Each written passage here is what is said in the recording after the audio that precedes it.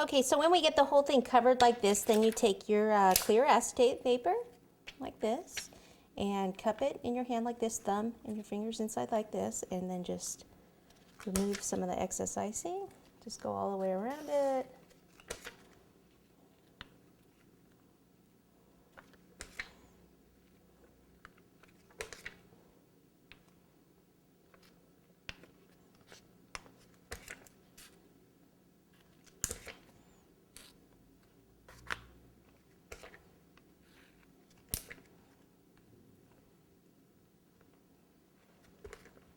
Around those wheel wells.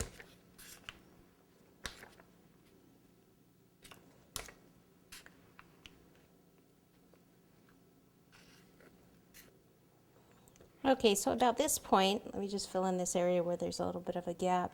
We can just go ahead and pop it in the freezer for a while and then take it out and smooth it again.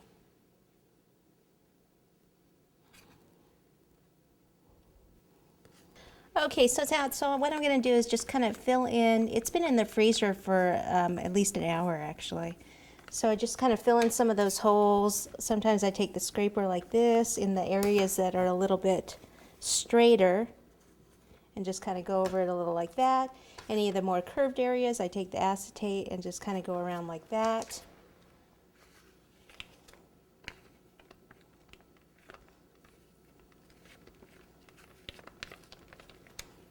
And the back, I need to put some more buttercream in here.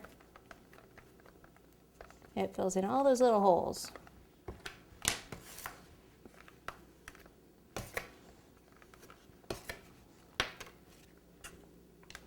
Looks like I have a tear.